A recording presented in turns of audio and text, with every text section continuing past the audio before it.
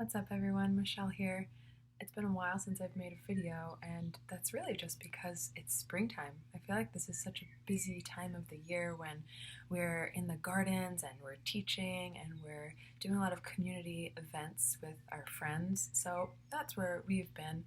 But I've been feeling really inspired to talk about something that's near and dear to my heart, and that is earth-based education and eco-awareness mentorship. What do those things mean? Why did I choose those paths, and how did it come to be? So I was driving and I started recording my voice and recording my thoughts about these things, and I was like, I should really do a video because I really want to connect with people. And, you know, if I can't be with you in person, I want you to at least see me, to like really, I want my heart to be conveyed, when I share something that's really important to me. So that's why I'm making a video right now. So to begin, we have to backtrack a little bit, and I guess I should share a little bit with you all why I chose this field.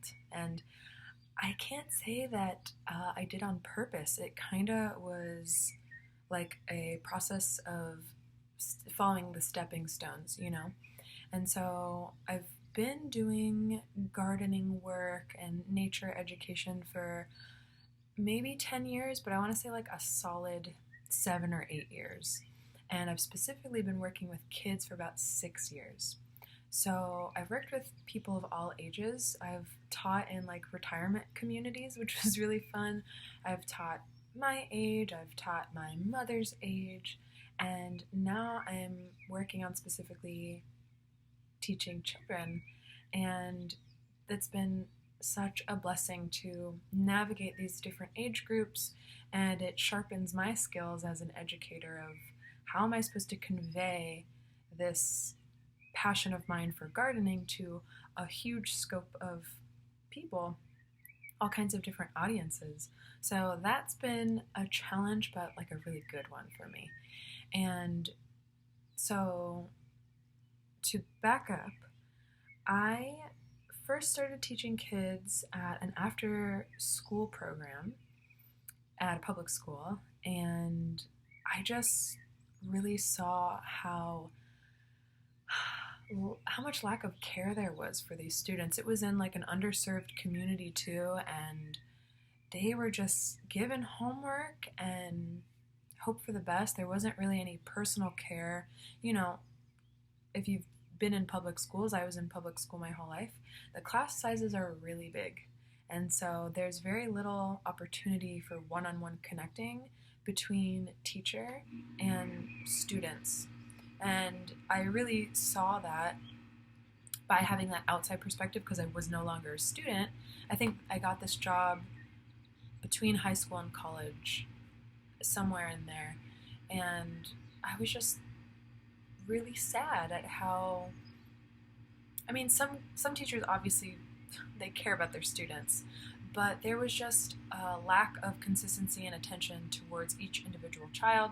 So I really noticed that working in this after school program. So I transferred to a YMCA, and that's when I started working with really little kids. And the director allowed me to start a little tiny garden, and a seed was planted in me at that point in my life. And I was, I don't know, maybe 19 or 20 at the time. And I left that job, and that's when I started learning about urban farming and permaculture and growing your own food and what that means, what it means to homestead.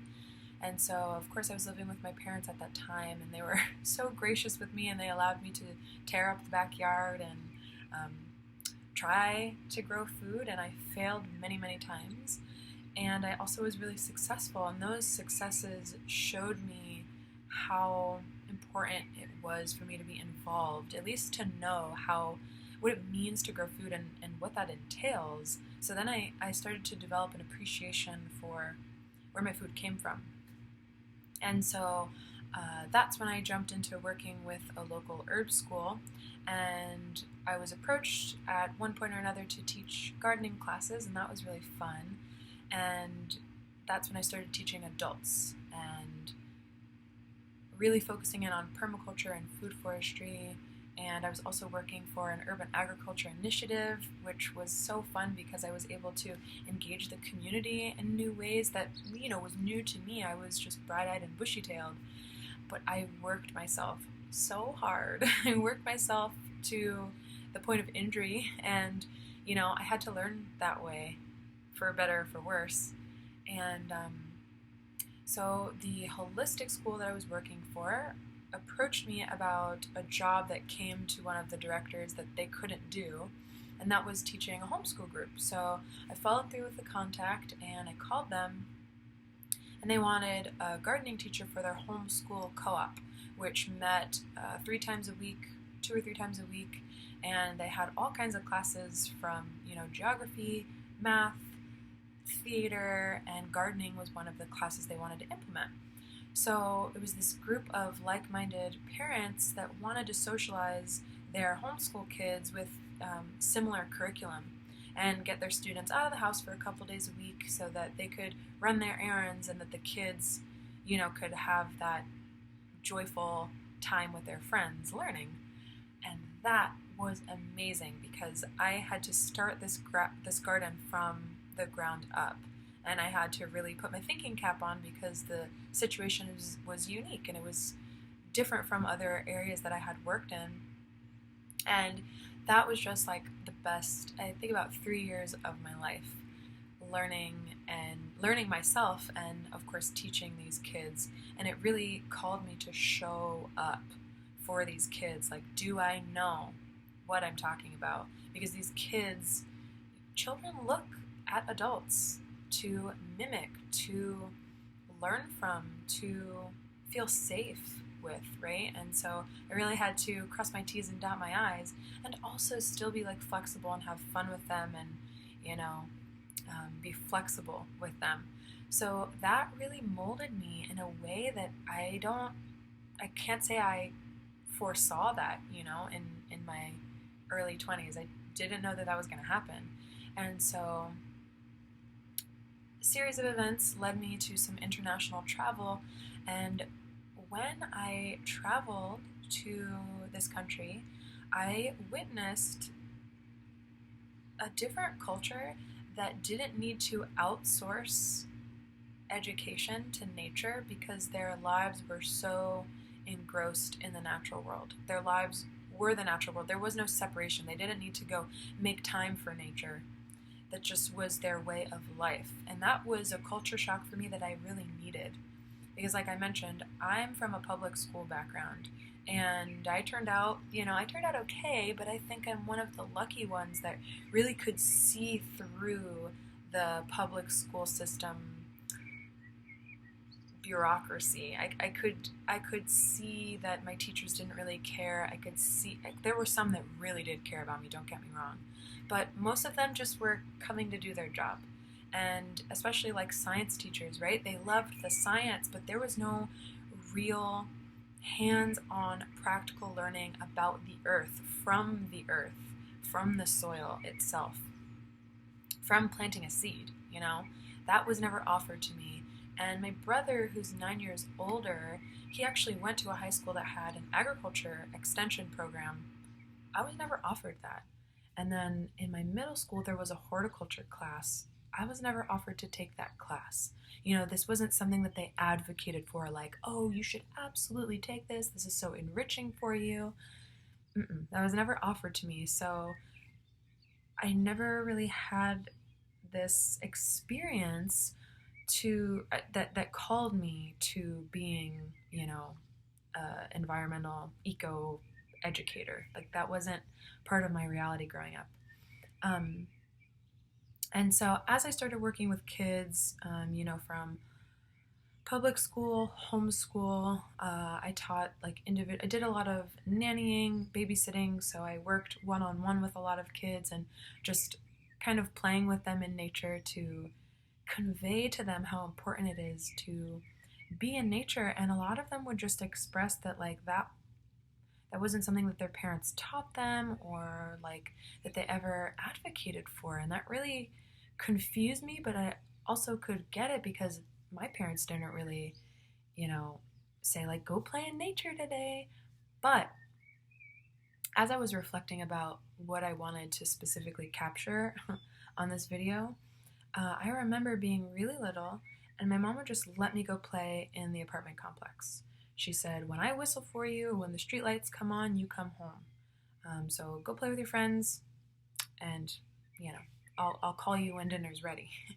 And I think that I was part of the last generation that really experienced that, because I've talked to so many people and they're like, my mom never let me play outside. And of course, that depends on where you're from and what city you lived in and so on and so forth. There are many factors there, but for the majority of people my age, I feel like we're the last group of kids that got to really play outside. I have a really vivid memory being maybe like 7 or 8, and we lived on the third or fourth floor of this apartment building, and I had a friend, and we went outside and we made a huge mud puddle, and I put earthworms in my hair, and I was like decorating myself in mud, and I remember my mom finding me and being mortified. And she's like, "What are you doing?" And it was just such a vivid memory to me because I had so much fun. And there was a point in my childhood where my mom stopped letting me go outside by myself. I either had to be going directly to a friend's house, playing in the backyard, like there was boundaries set in place, And I didn't really think about that until pretty recently, that like, wow, that safety in nature went away at some point. And it returned again. My mom trusted me. I had a bike and a cell phone, so I think she felt a little safer as I got older, like into high school and then, in college. Um, my there was more of a sense of trust because of technology, right? That I was like safe. And my brother taught me how to defend myself, and he's he's a military police person, so I felt very equipped to defend myself if I needed to, and thankfully I never had to. But yeah, there was just something that I was reflecting on in terms of what I was allowed to do as a child, and then now what I witness with my students today. So all of that, I'm giving you a little bit of a backstory. I was propelled forward in my life quite by accident, but it seemed like a natural progression, actually, to be honest, that I'm now an earth-based educator, and I work with the earth. I like to listen to the land and let that move through me to speak to my students. So I've taught adults of all ages, and now I'm specifically working with kids at a Waldorf school.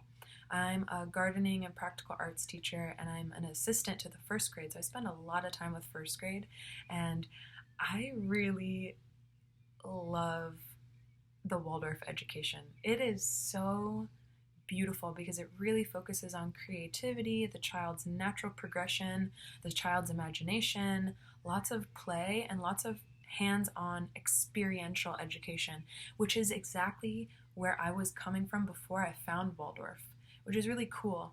I just kind of synchronistically flowed into this modality, this method of working with children. And so after I came back, backing up a little bit, after I came back from my international travel, I started a new relationship, and I was gardening so much more and getting so much more experience because my partner is such a good plant person. I don't know how to say it. Those of you that know Ralph can probably attest to this. He's like the best gardener I know, and just always follows through with his work with the plants and with people. So I really have been learning from him, how can I carry that into what I do today. So we had to move, and we moved down to South Florida, and I was coming down here. Was a little bit of a culture shock in a way because it's different. Central Florida and South Florida are pretty different in terms of climate. So I have had to adjust a lot and learn a lot, and it's been really fun. And I've also had to learn a new community and network in new ways. So we moved down here, we created the Earth Student, which is our educational platform, really. So we aim to provide experiential education for students of all ages in nature and online. So our online content is YouTube, Instagram, Facebook. Eventually we'll do maybe a Patreon or some sort of online education. But I love being in person with people because that's where the heart-to-heart transmission really happens. And that's what I learned with working with these kids. They need the heart. They need guidance from people that genuinely care about what they're teaching. And I really noticed that teaching kids about gardening because I've watched people teach about gardening from a very detached perspective, that they kind of just read it in a book or, crammed a couple of YouTube videos and then they tried to teach these kids. And children can feel the dissonance. They understand that you don't know what you're talking about or that you do know what you're talking about. So they really call me into being more authentic. And sometimes that can be hard, but it's so rewarding. And so being an earth-based educator for kids truly has molded me into, I don't know, I didn't know that I wanted to do this so badly, and I love doing it. I love working with kids every day. And so I specifically wanted to get into the call that we as adults have to have within ourselves to inspire children to connect to nature. It has to come from a genuine place within us, or else they're not gonna really take to it, kind of just like what I was mentioning. They can read us. They're very sensitive. They're very close to Creator. They're very close to nature because they're so imaginative, and we lose that.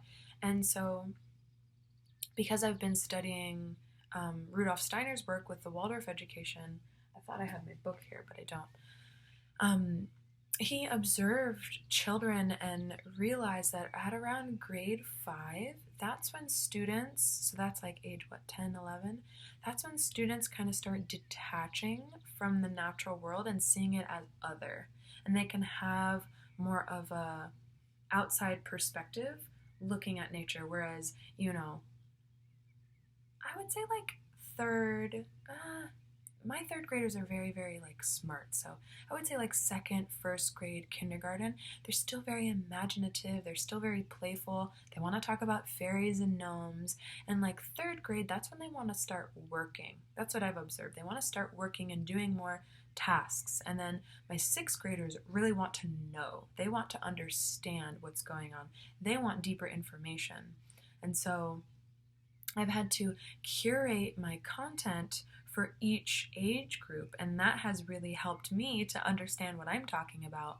And we as the adults, the teachers, the parents, the caregivers, the witnesses of our children have to have that same fire burning within us that ignites them to want to learn more about gardening, to learn more about their local ecosystem, about plants and animals, because as the saying goes, they will inherit the earth from us, right? So what we as adults do today will impact the next 7 million generations. We need to take that very seriously. And I notice throughout my whole very short career, these last 8 years, I notice how parents just don't have time for nature. They, they don't really care. And I know that there are some parents that do care, but the majority of parents that I have worked with, even on a one-on-one or even just in like passing conversation, I can tell they just don't have the time because they have careers and they have a house to keep, and it's just not a supported thing in their community. And then gardening becomes a hobby gardening. And for me, it's become a lifestyle choice. Homesteading is a lifestyle choice. And this is what I saw, traveling internationally. This needs to be part of you. This can't be, a page that you pull from your book.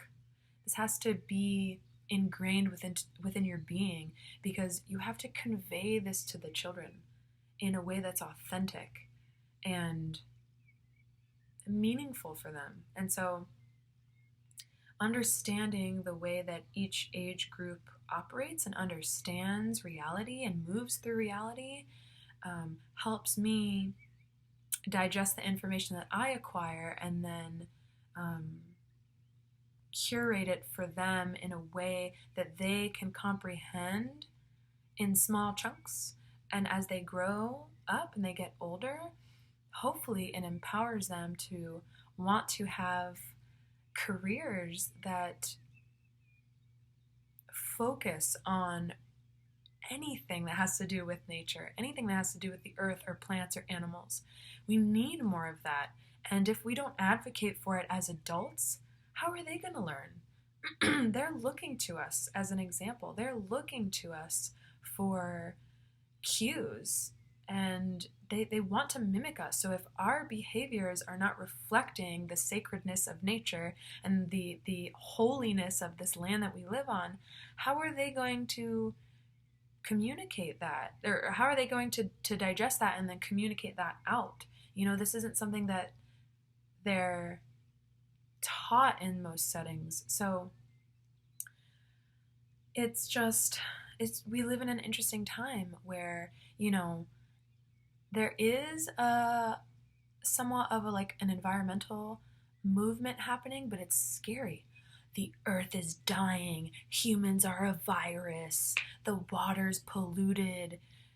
It's terrifying. And that's not going to inspire anyone to do anything. We need to, especially with children, we need to show them the beauty, the wonder, the miracles that exist within nature, and that captures them in a natural way. They can experience it with their bodies, with their senses, and they are naturally going to be more curious about that. But if we scare them with all this scientific babble, that's going to push them away. That's happened to me before. And we can't do that with children because they're so malleable and they need hope. Children respond really well to hope and beauty and joy. And in the public school system, that's not advocated for. I mean, in very, very small little sprinkles throughout their curriculum, maybe. And this is why I'm so excited to be studying and working with Waldorf education, because it really builds upon the child's natural progression in where they're at as human beings. And the curriculum really advocates for children to play and learn by playing, learn by experiencing naturally. And oftentimes I am a teacher, but I call myself a witness. I really have learned that specifically by working with Waldorf kids. I am witnessing them explore nature. It gives me goosebumps talking about it because there's something so sacred about this work that sometimes is really hard to convey in my words.